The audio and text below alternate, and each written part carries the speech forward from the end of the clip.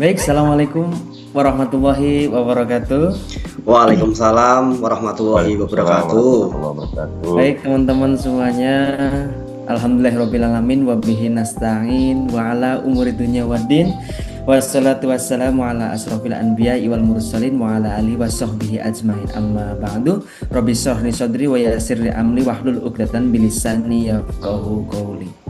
Baik, Pak Lukman, Pak Nurtilek, perkenalkan nama saya, teman-teman semuanya, Ahmad Mubarok, mahasiswa S3 Ilmu Pendidikan Bahasa Universitas Negeri Semarang. Saya sebagai host, kemudian ada Pak Lukman sebagai pembicara dan Pak Nurtilek juga sebagai pembicara. Oke teman-teman semuanya, pendengar semuanya, kita mulai dari dasar dulu ya. Sebelum jauh membahas hasil rekomendasi, kita perlu tahu dulu sebenarnya apa yang terjadi, yang menjadi latar belakang penelitian ini, Pak. Karena setiap penelitian pasti lahir dari masalah nyata di lapangan. Nah, Mas Lukman dan Mas Nurtilek, boleh dong dijelaskan apa yang sebenarnya terjadi dalam pembelajaran bahasa di sekolah kita. Kami persilahkan Pak Lukman, Mas Lukman untuk bisa menjelaskan lebih detailnya. Baik, terima kasih Pak Mubarok. Jadi begini, kondisi pembelajaran bahasa di Indonesia itu sedang menghadapi tantangan yang sangat serius, terutama soal keterlibatan siswa. Berdasarkan data dari Kemendikbud 2021, hanya 30% siswa yang aktif selama pembelajaran bahasa berlangsung. Iya Pak Lukman, angka 30% itu sangat kecil sekali ya. Artinya kalau ada 30 siswa dalam satu kelas itu hanya sekitar 9 orang yang benar-benar aktif ya. Jadi sisanya itu 21 orang entah memperhatikan, entah tidak, entah malah fokus pada aktivitas lain ya di luar pelajaran. Iya, betul sekali Bapak Nurtilek. Nah, dan ini saya tambahkan lagi ya, ternyata rendahnya keaktifan itu bukan sekedar angka. Itu mencerminkan bahwa metode pembelajaran yang digunakan selama ini tidak cukup menarik, kurangnya relevan, pembelajaran yang kurang relevan dan mungkin tidak sesuai dengan tuntutan di era digital ini. Iya Pak.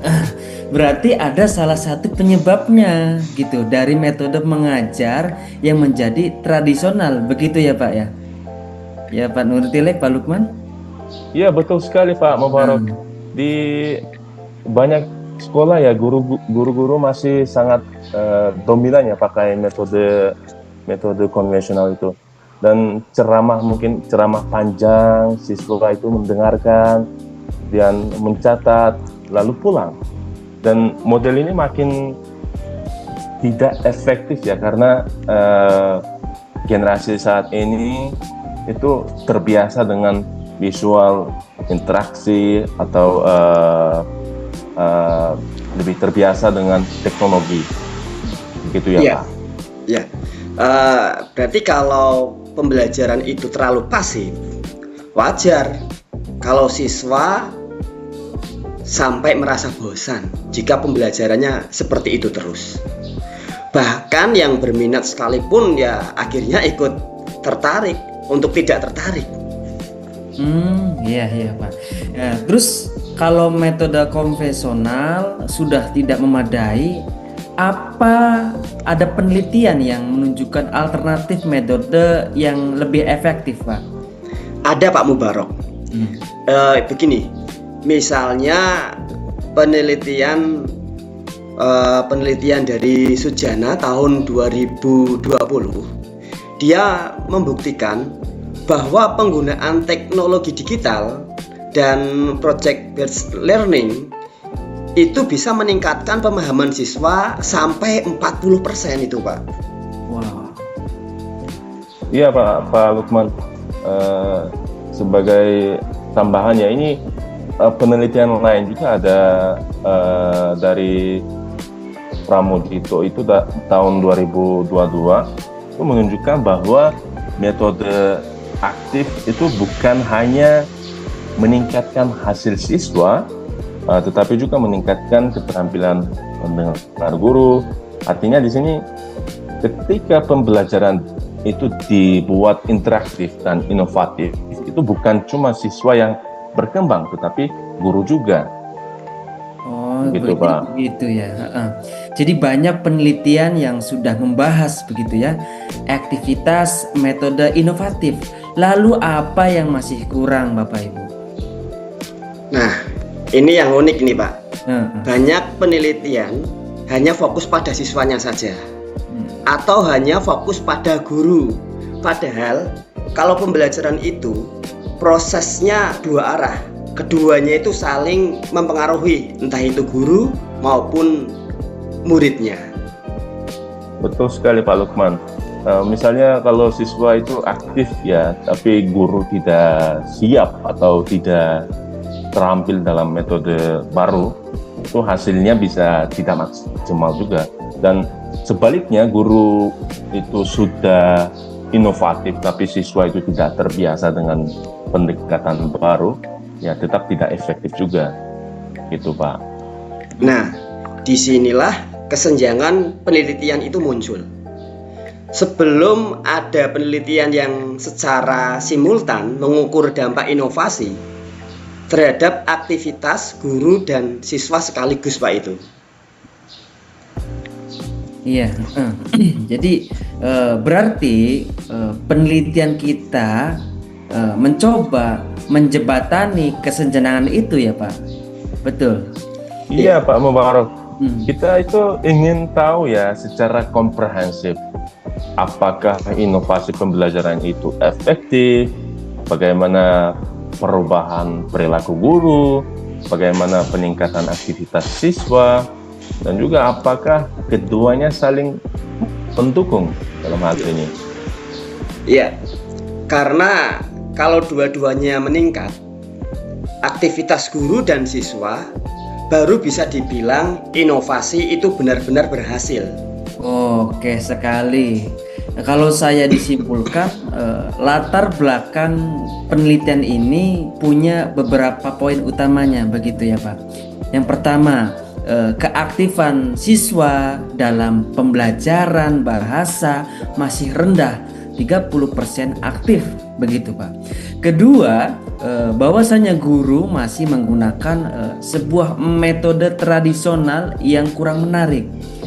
Kemudian yang ketiga, sudah ada bukti teknologi dan PJBL dapat meningkatkan pembelajaran hingga 40%, begitu.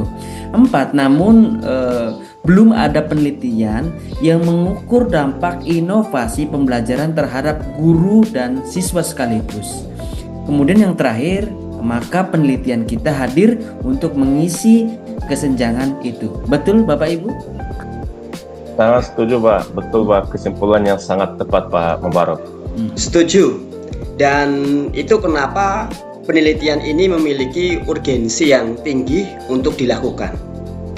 Baik, kita lanjut ya mengenai tujuan dan urgensi penelitian. Baik, tadi kita sudah membahas latar belakang dan masalah yang ditemukan di lapangan. Nah, kita sekarang ya masuk ke bagian yang tidak kalah penting, yaitu tujuan dan urgensi penelitian kita, Pak.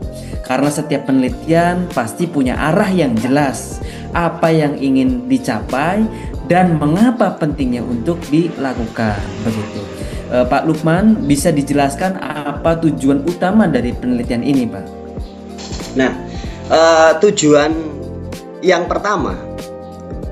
pertama adalah mengevaluasi efektivitas strategi pembelajaran inovatif dalam pembelajaran bahasa, khususnya di tingkat SMP. Jadi, kita ingin tahu, satu, apakah inovasi seperti teknologi digital, pembelajaran berbasis proyek, dan metode kolaboratif itu benar-benar berdampak. Apakah siswa itu jadi lebih aktif? Apakah guru jadi lebih kreatif dan profesional? Iya Pak Lukman, karena seringkali banyak sekolah itu menerapkan inovasi hanya karena ikut trennya, bukan karena benar-benar memahami efektivitasnya itu. Nah, penelitian ini ingin memberikan bukti empiris, bukan sekadar asumsi. Baik, kalau sudah begitu. Kemudian tujuan keduanya apa Pak Nurtilek? Yang kedua Pak Mubarok, yang kedua adalah menilai perubahan aktivitas guru dan siswa sebelum dan sesudah inovasi diterapkan. Dan kita ukur secara konkret di sini, apakah guru menjadi lebih aktif memfasilitasi, apakah variasi metode mengajar meningkat, atau apakah siswa lebih terlibat bertanya, berdiskusi, dan menyelesaikan tugas tepat waktu. Itu Pak Mubarok. Ini penting ini Pak, karena guru dan siswa itu ibarat dua sisi mata uang. Keduanya harus berubah bersama agar pembelajaran menjadi efektif. Mantap, luar biasa. Dan tujuan ketiganya itu apa Pak Lukman? Dan tujuannya ketiga itu? Tujuan yang ketiga adalah memberikan rekomendasi konkret bagi guru, kepala sekolah, dan pembuat kebijakan terkait strategi pembelajaran bahasa. Ya Pak Lukman, rekomendasi ini bukan teori di awang-awang ya, tapi berdasarkan data lapangan. Jadi bisa langsung dipakai sekolah untuk memperbaiki pembelajaran. Baik, oke kalau begitu baik. Sekarang kita bahas urgensinya Bapak. Kenapa penelitian ini penting untuk dilakukan sekarang, bukan nanti? Bagaimana Pak Lukman? Ya, yang pertama, kita hidup di era digital. Siswa sekarang sangat akrab dengan teknologi. Bahkan dari SD sampai paham gadget. Tapi pembelajaran bahasa di kelas masih banyak yang menggunakan metode lama, Pak. Iya Pak Lukman, akibatnya itu pembelajaran terasa tidak relevan ya bagi siswa. Nah, penelitian ini penting untuk menjawab kebutuhan zaman, yaitu yang pertama pembelajaran harus interaktif, kemudian kedua berbasis pengalaman, kemudian dan juga memanfaatkan teknologi sebagai alat bantu belajar. Baik, jadi penelitian ini juga membantu guru, betul Pak Lukman? Ya, betul. Banyak guru yang ingin menggunakan metode inovatif, tapi bingung harus mulai dari mana. Melalui penelitian ini, guru itu nantinya akan mendapatkan gambaran seperti metode apa yang efektif, cara penggunaannya, dan dampaknya bagi aktivitas mereka sendiri. Ya, yang ketiga data empiris untuk pengembangan kurikulum itu. Yang ketiga, penelitian ini memberikan dasar empiris bagi pengembangan kurikulum bahasa. Kurikulum yang baik harus berdasarkan data, bukan dugaannya, Bapak-bapak. Ya, berarti dengan demikian perubahan kurikulum nantinya bisa lebih responsif terhadap kebutuhan siswa, bukan hanya mengikuti dokumen resmi tanpa mempertimbangkan realitas yang ada di sekolah. Baik, dan ini melanjutkan yang tadi ya Pak ya, tentang kesenjangan riset Pak Lukman. Ya, betul Pak Mubarok. Belum banyak penelitian yang menilai dampak inovasi pembelajaran secara simultan pada guru dan siswa. Penelitian ini menjawab poin itu, sehingga hasilnya lebih komprehensif dan dapat dijadikan rujukan luas. Iya Pak Lukman. Kemudian yang kemudian yang untuk meningkatkan kualitas pendidikan bahasa secara nasional. Ini yang terakhir, temuan penelitian ini punya potensi besar untuk meningkatkan kualitas pembelajaran bahasa di Indonesia secara nasional ya Bapak-Bapak. Dan jika guru-guru mulai menerapkan strategi inovatif secara konsisten, maka motivasi siswa meningkat, hasil belajar naik, dan juga kualitas proses pembelajaran bertambah naik. Gitu Pak. Ya, dengan kata lain, berarti penelitian ini bukan yang hanya penting, tetapi juga mendesak untuk menjawab tantangan pendidikan masa kini, Pak. Baik, terima kasih Pak Nurtilek dan Pak Lukman ya.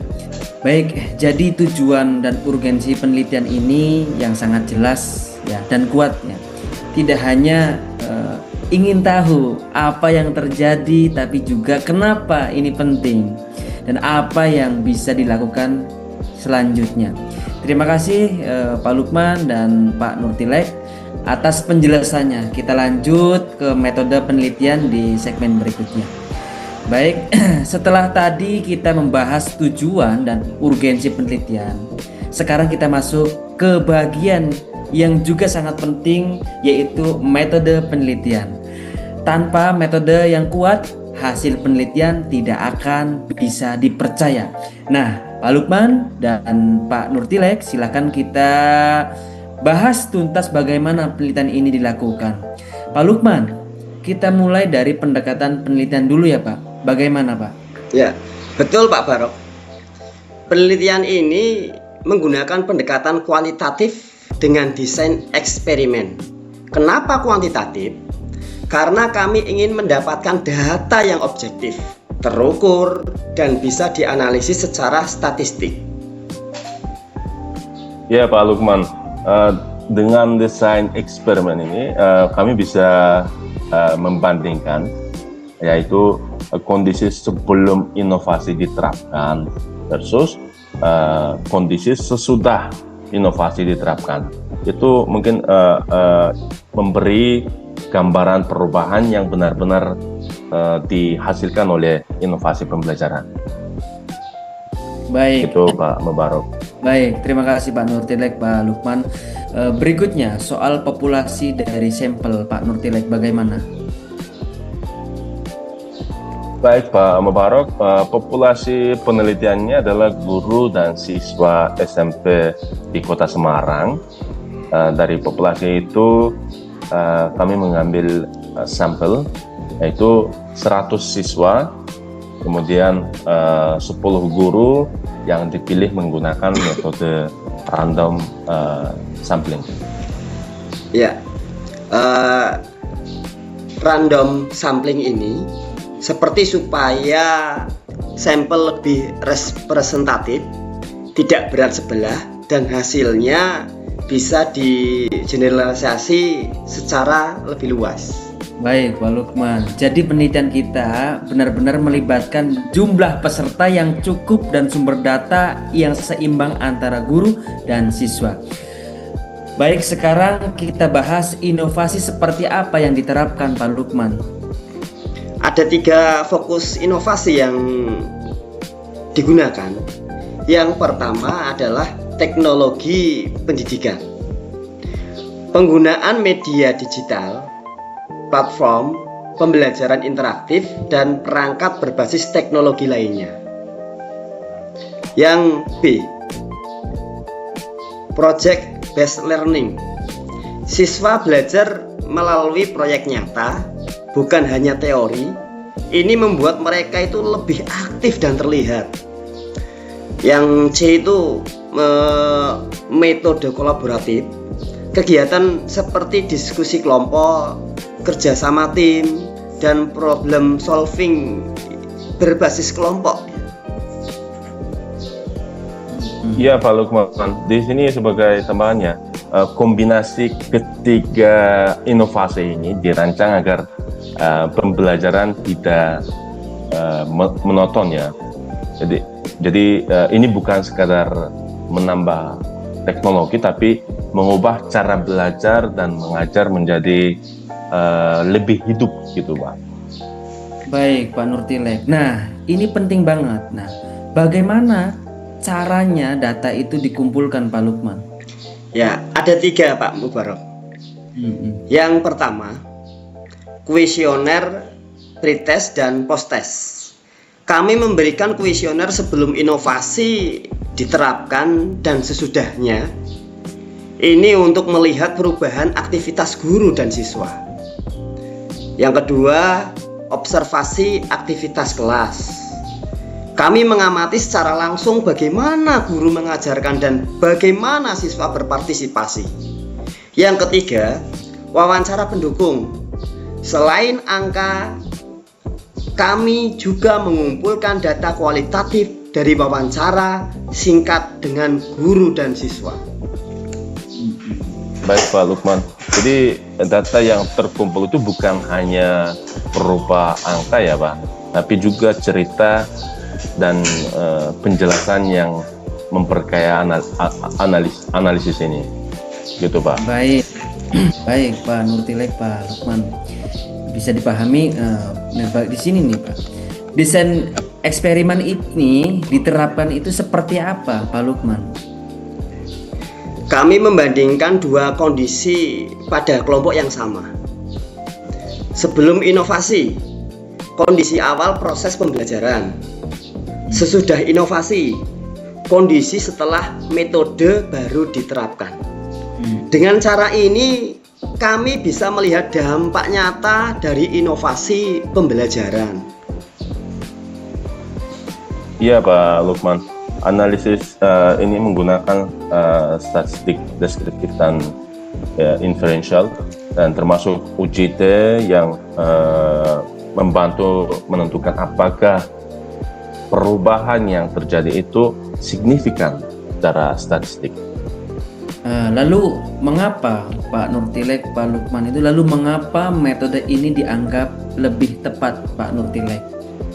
Ya Pak Mubarok, karena di sini kuantitatif, yaitu menghasilkan data objektif. Kemudian eksperimen, yaitu mampu menunjukkan sebab dan akibatnya. Kemudian instrumen beragam, ini memberikan gambaran yang menyeluruh, begitu Pak Mubarok. Ya, betul sekali itu Pak Nurtilek. Kita tidak hanya mengandalkan satu jenis data saja. Dengan gabungan kuantitatif dan observasi, hasilnya pasti lebih akurat dan meyakinkan. Baik Pak Lukman dan Pak Nurtilek. Jadi itu tadi penjelasannya lengkap tentang metode penelitian yang kita gunakan.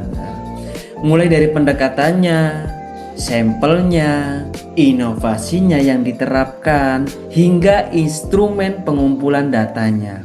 Nah, di segmen berikutnya kita akan masuk ke bagian yang sering membuat pendengar penasaran, Pak, yaitu analisis data dan temuan statistik. Baik, kita lanjut, Pak.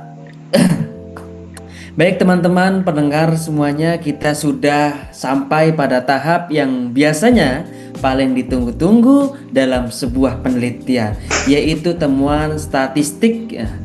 Disinilah kita melihat seberapa besar dampak inovatif pembelajaran yang digunakan. Pak Lukman, Pak Nurtilek, ayo kita bahas hasil secara lengkapnya. Silakan Pak. Ya, terima kasih Pak Mubarok. Nah, pada analisis data, statistik deskriptif dan inferensial. Jadi, untuk menganalisis data, kami menggunakan kombinasi statistik deskriptif dan inferensial. Yang pertama, statistik deskriptif digunakan untuk menggambarkan kondisi sebelum dan sesudah inovasi. Statistik inferensial, khususnya UJT, digunakan untuk melihat apakah perubahan itu signifikan. Ya Pak Lukman, dengan UJT ini kita bisa tahu ya apakah perbedaan skor itu benar-benar terjadi karena inovasi pembelajaran atau karena hanya kebetulan semata begitu Pak? Baik Pak Nurtilek, kita lanjut ya. Kita mulai dari siswa dulu Pak. Bagaimana perubahan aktivitas mereka Pak Lukman? Ya, aktivitas siswa mengalami peningkatan yang sangat signifikan. Data menunjukkan sebelum inovasi, skor aktivitas siswa 2,5. Nah, sesudah inovasi, skor aktivitas siswa 4,2. Itu.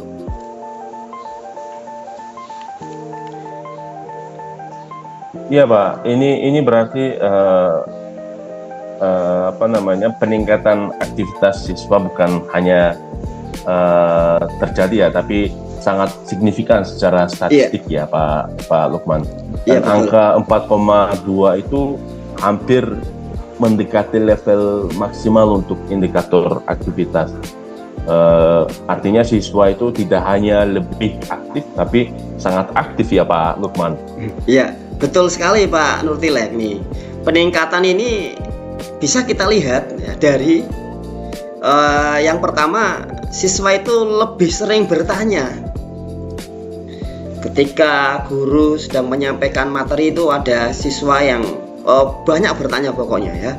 Terus lebih banyak berdiskusi juga, lebih fokus, lebih cepat menyelesaikan tugas, dan lebih terlihat dalam kerja kelompok. Baik, terima kasih Pak Lukman dan Pak Nurtilek. Nah, kalau dari sisi guru nih Pak, bagaimana hasilnya Pak Nurtilek? Baik Pak Mubarok, dari sisi guru, aktivitas guru juga meningkat secara signifikan Pak Mubarok. Sebelum inovasi itu 3, kemudian sesudah inovasi menjadi 4 gitu Pak Mubarok.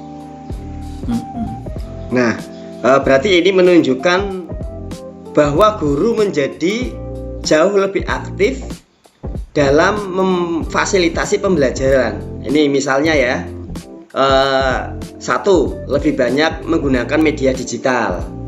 2, lebih variatif dalam metode mengajar. 3, lebih terlibat dalam memantau kelompok, lebih responsif dengan pertanyaan siswa, dan lebih kreatif dalam penyusunan aktivitas kelas. Ya Pak Lukman, jadi di sini guru bukan lagi pusat ceramah, tapi juga pusat fasilitasi ya, dan itu perubahan besar dalam paradigma mengajar. Baik, ya Pak Nurtilek. Selain aktivitas, bagaimana dengan peningkatan nilai siswa Pak Lukman? Ya, kalau nilai siswa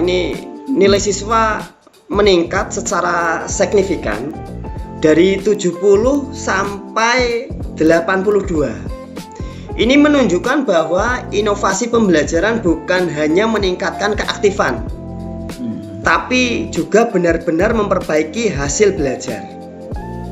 Iya Pak Lukman. Dan selain itu kehadiran siswa itu meningkat dari 75% menjadi 90%.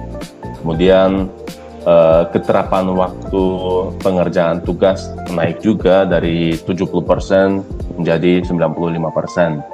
Kemudian 90% siswa lulus UTS dan UAS di atas KKM. Dan ini bukan peningkatan kecil ya Pak, tapi lombatannya besar. Baik Pak Nurtilek, apakah ada data tentang distribusi kategori nilai siswanya Pak Nurtilek? Baik Pak Mubarok, ada Pak.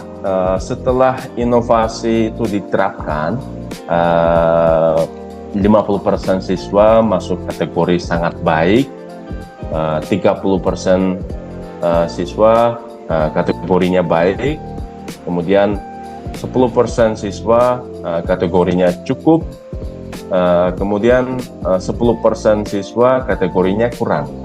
Gitu Pak Mubarok.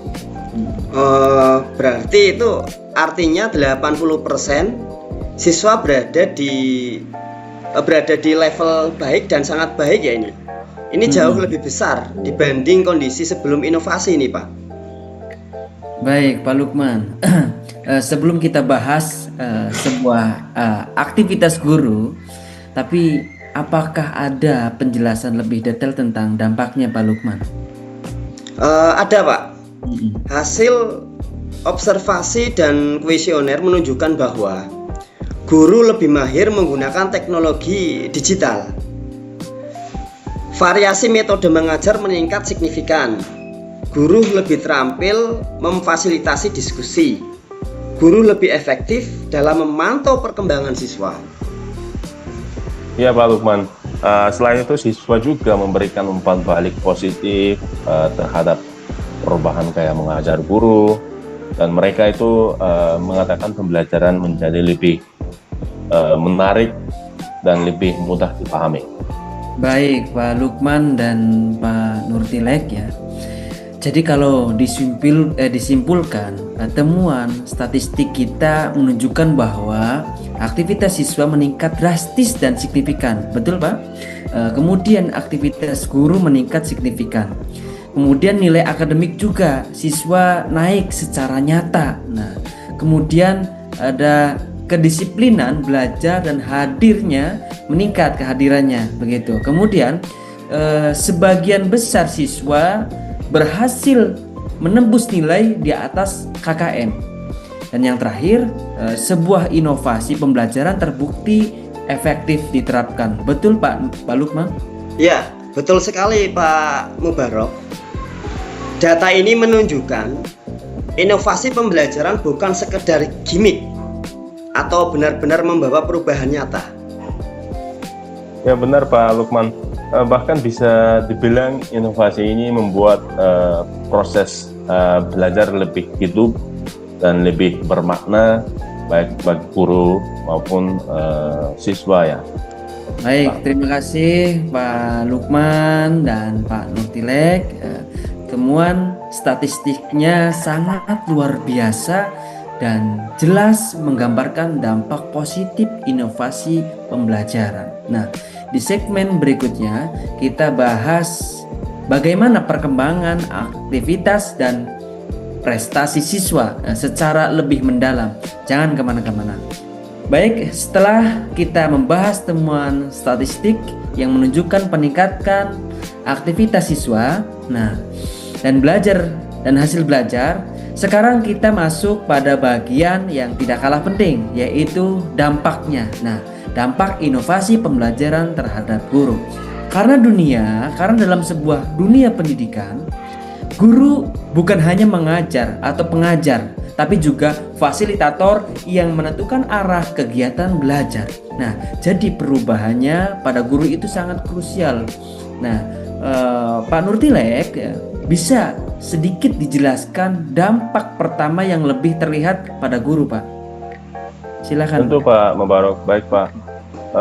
Dampak paling fundamental itu adalah peningkatan penguasaan teknologi pada guru, dan setelah inovasi pembelajaran diterapkan itu guru menjadi lebih percaya diri menggunakan perangkat digital, kemudian lebih mahir memanfaatkan media seperti video, animasi, dan platform pembelajaran online.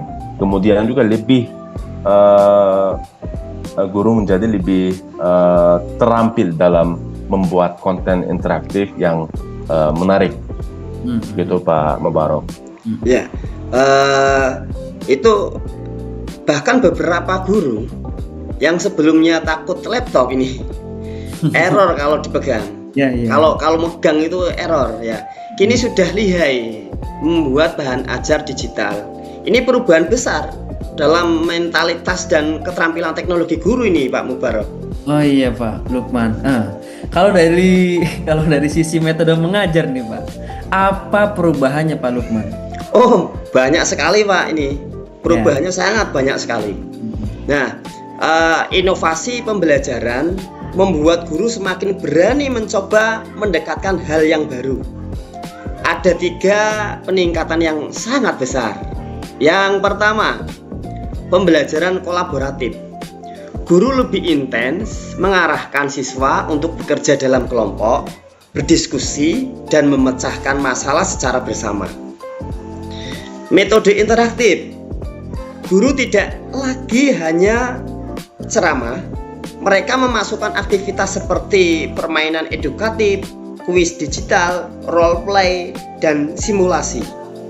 Dan yang ketiga, pembelajaran berbasis proyek. Guru kini mampu merancang proyek yang relevan dan bermakna bagi siswa. Ya Pak Lukman. Intinya di sini kelas itu menjadi lebih dinamis ya Pak. Iya. Di kelas guru lebih kreatif dan suasana belajar juga jauh dari kata membosankan ya Pak. Baik Pak Lukman dan Pak Nurtilek, selain kreativitas para guru begitu ya, apakah ada dampak aktivitas guru sebagai fasilitator Pak Nurtilek? Oh ada Pak, dan ini sangat penting. Ini penting, guru itu menjadi lebih terampil memfasilitasi diskusi kelas, yaitu mungkin mereka lebih aktif memantau kerja kelompok, lebih cepat memberikan bimbingan bila siswa kesulitan ya untuk memahami topik, atau lebih mampu mengarahkan jalannya diskusi agar tetap fokus, dan juga mampu mengelola partisipasi siswa dengan lebih merata. Iya Pak, betul sekali Pak Nurtilek, bahwa jadi guru bukan lagi pusat informasi, tapi pusat koordinasi. Mereka memandu, bukan mendominasi. Baik Pak Lukman. Sepertinya keseluruhan kualitas guru ikut meningkat ya Pak Lukman, betul ya? Betul. Betul sekali itu Pak Mubarok. Berdasarkan hasil kuesioner dan observasi, inovasi pembelajaran menyebabkan peningkatan pada beberapa aspek profesional guru. Kesiapan mengajar meningkat, guru datang ke kelas dengan rencana pembelajaran yang lebih matang dan kreatif, kemampuan evaluasi lebih baik, guru menggunakan berbagai teknik penilaian bukan hanya tes tulis, memotivasi mengajar yang bertambah. Karena melihat siswa lebih aktif, guru pun lebih bersemangat Pak itu. Betul. Adaptabilitas meningkat. Guru menjadi lebih fleksibel menghadapi tantangan baru ini. Betul. Ya betul Pak Lukman, dan tidak berlebihan jika kita mengatakan bahwa inovasi pembelajaran ini tidak hanya mengubah cara siswa belajar, tetapi juga cara guru berkembang sebagai praktisi profesional ya Pak. Baik Pak Nurtilek.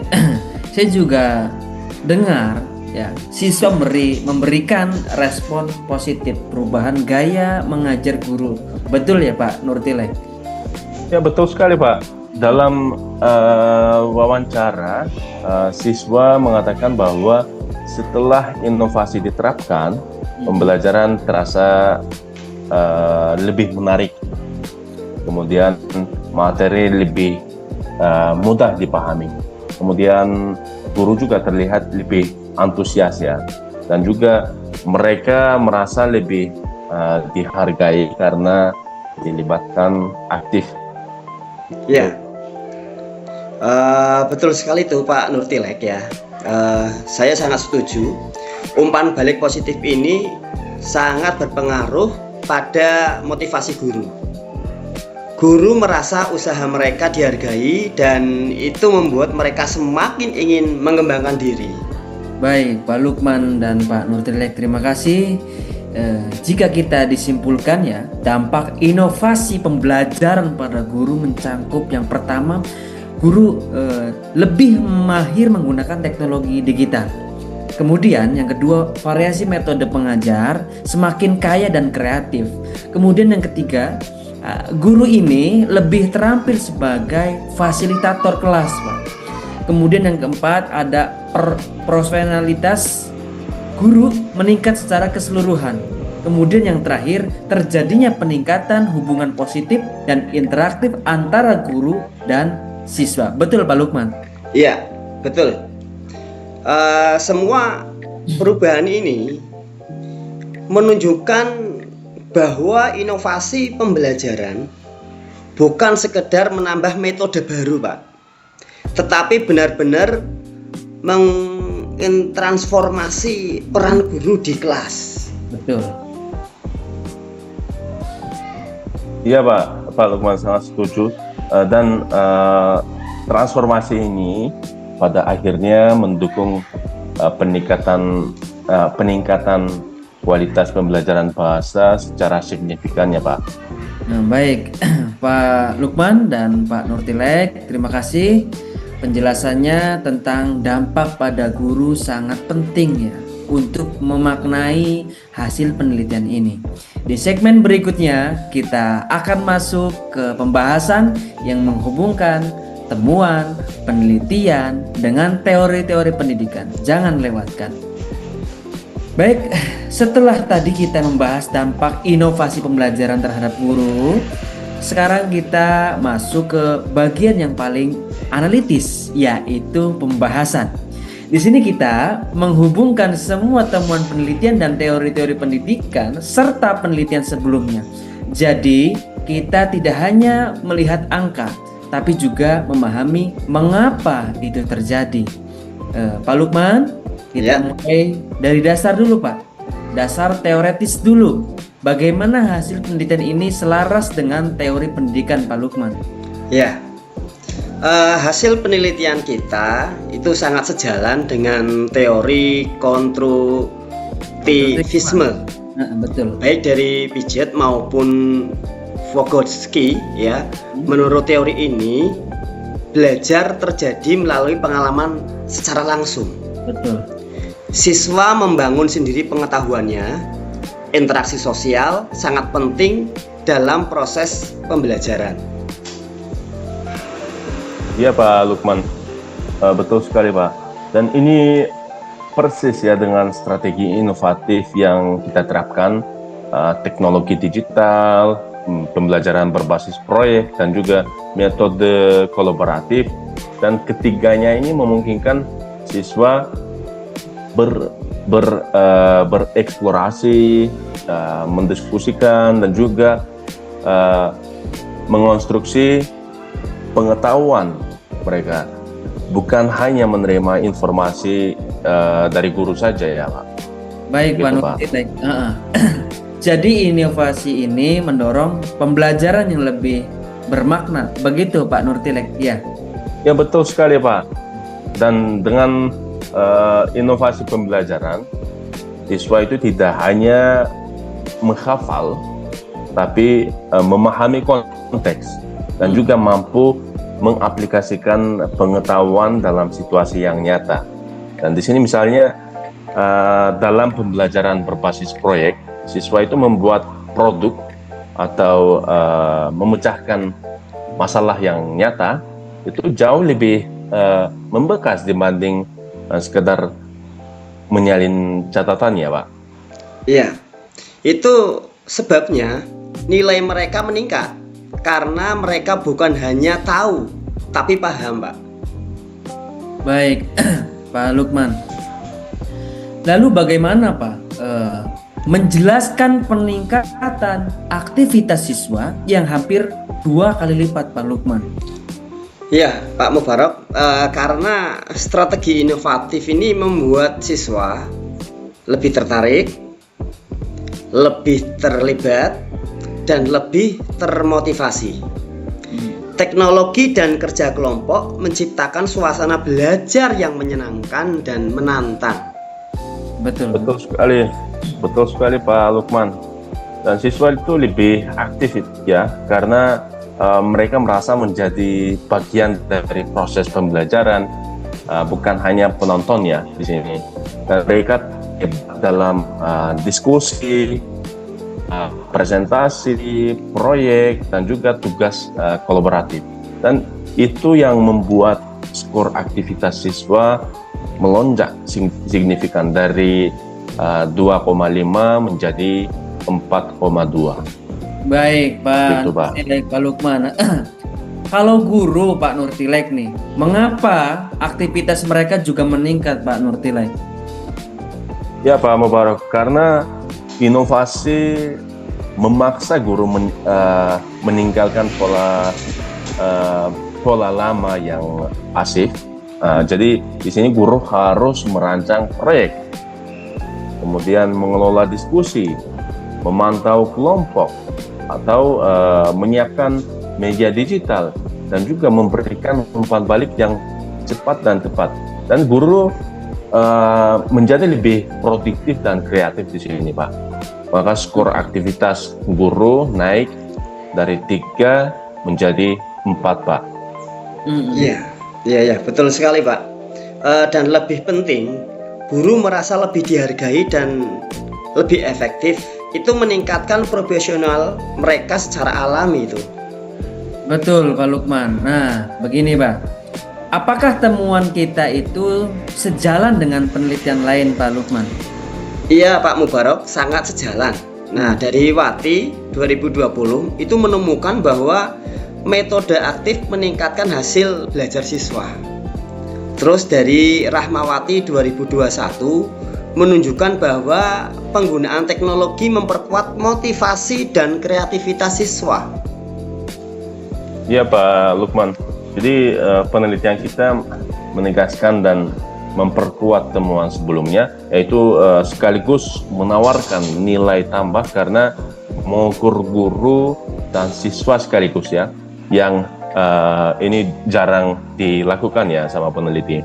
Baik Pak Lukman dan Pak Nurtilek, apa pelajaran besar dari semua temuan ini Pak Nurtilek? Baik Pak Mubarak, bahwa inovasi pembelajaran bukan sekedar mengganti metode lama dengan metode baru. Ini adalah transformasi menyeluruh dalam, yaitu cara guru mengajar, cara siswa belajar, cara kelas dikelola, dan juga cara teknologi yang digunakan Pak Mubarak. Iya, betul sekali Pak Nurtilek, bahwa dan yang paling penting ini ya, yang paling penting transformasi ini membuat pembelajaran bahasa menjadi dinamis, lebih menarik, dan berpusat pada siswa, bukan lagi berpusat pada guru. Baik, terima kasih Pak Lukman dan Pak Nurtilek.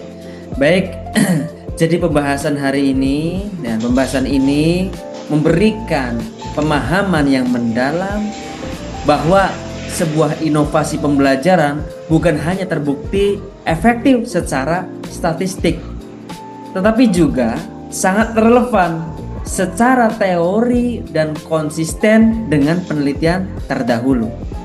Di segmen berikutnya kita akan masuk ke bagian kesimpulan dan rekomendasi. Ringkas dari semua temuan penelitian dan saran untuk diimplementasi ke depan. Jangan lewatkan.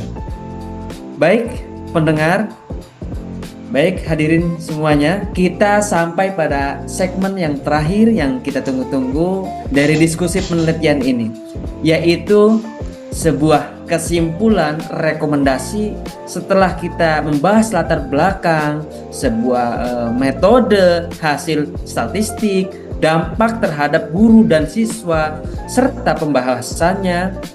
Sekarang kita akan merangkum semua menjadi poin-poin inti yang mudah dipahami dan dapat ditindaklanjuti. Pak Lukman, boleh mulai dari kesimpulan Pak? Silakan Pak. Ya, tentu. Secara keseluruhan, penelitian ini menunjukkan bahwa inovasi strategi pembelajaran memberikan dampak positif dan signifikan terhadap aktivitas guru dan siswa dalam pembelajaran bahasa. Ada beberapa poin utama yang menjadi temuan penting. Yang pertama, aktivitas siswa meningkat signifikan. Siswa lebih aktif bertanya, berdiskusi, dan terlibat dalam tugas kolaboratif. Skor aktivitas meningkat dari 2,5 menjadi 4,2. Yang kedua, aktivitas guru itu juga meningkat, tidak hanya siswa saja. Guru lebih kreatif dan variatif dalam metode mengajar. Skor aktivitas meningkat dari 3,0 menjadi 4,0. Yang ketiga, hasil belajar siswa menunjukkan kenaikan yang sangat tajam. Nilai rata-rata naik dari 70 menjadi 82. 90% siswa mencapai nilai UTS atau UAS di atas KKM. Dan yang keempat, respon siswa dan guru sangat positif. 75% guru melaporkan peningkatan motivasi siswa, 80% siswa merasa pembelajaran menjadi lebih menarik dan relevan. Ya Pak Lukman, betul sekali Pak. Dan dengan kata lain, di sini inovasi pembelajaran bukan hanya meningkatkan aspek kognitif, tetapi juga meningkatkan motivasi, keaktifan, dan juga kualitas interaksi dalam kelas. Baik, Gitu, Pak Pak. Lukman dan Pak Nurtilek, terima kasih. Jadi, apa makna temuan ini untuk pembelajaran bahasa secara umum, Pak Nurtilek? Baik Pak Mubarok, temuan ini membuktikan bahwa pembelajaran bahasa menjadi lebih efektif ketika guru mengadopsi teknologi dan metode yang aktif. Kemudian siswa belajar lebih baik ketika mereka terlibat secara langsung, bukan hanya mendengarkan. Kemudian guru berkembang menjadi fasilitator profesional yang lebih siap menghadapi tantangan era digital. Begitu Pak Mubarok. Oke. Baik. Singkatnya, inovasi pembelajaran adalah kebutuhan, Pak, bukan pilihan. Jika ingin meningkatkan kualitas pembelajaran bahasa, inovasi harus menjadi bagian dan praktik harian, bukan sekedar program sekali. Baik, terima kasih Pak Lukman dan Pak Nurtilek. Sekarang kita masuk ke rekomendasi ya. Apa saran yang diberikan penelitian ini agar inovasi dapat diterapkan secara lebih luas, Pak Lukman? Ya, yang pertama itu ada ini pelatihan guru secara intensif, Pak. Guru perlu mendapatkan pelatihan berkelanjutan terkait 1. Penguasaan teknologi digital, 2. Desain pembelajaran inovatif, 2. Penerapan project based learning, dan yang keempat itu teknik pembelajaran kolaboratif. Nah, pelatihan ini harus praktis, bukan hanya teori, agar guru siap menerapkan di kelas.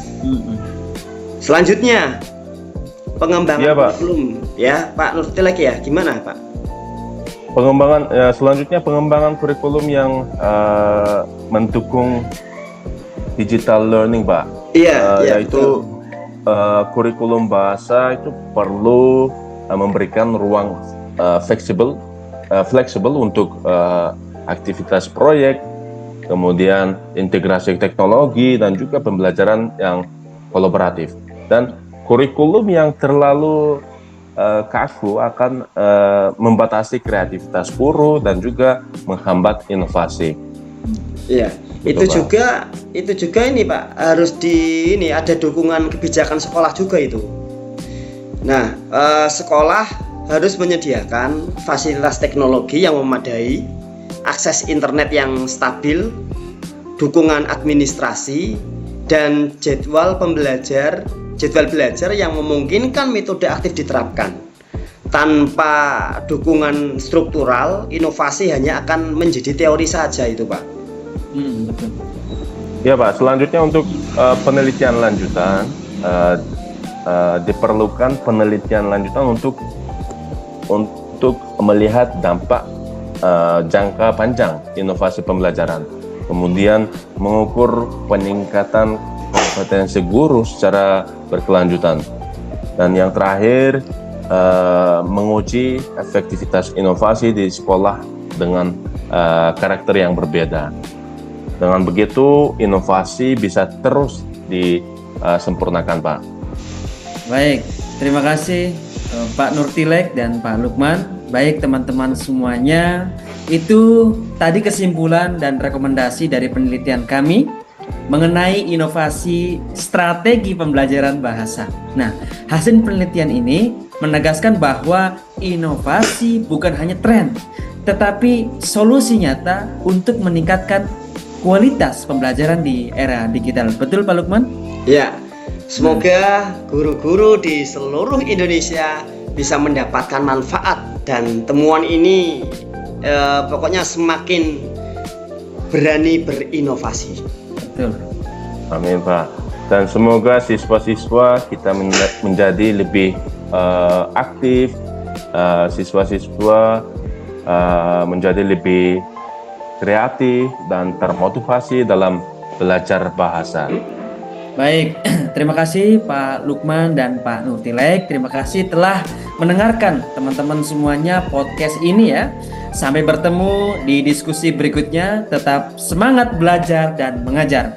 Terima kasih sudah mendengarkan hingga akhir semua obrolan ini. Semoga obrolan hari ini bukan hanya menambah wawasan, tapi juga memantik langkah baru dalam hidup baru.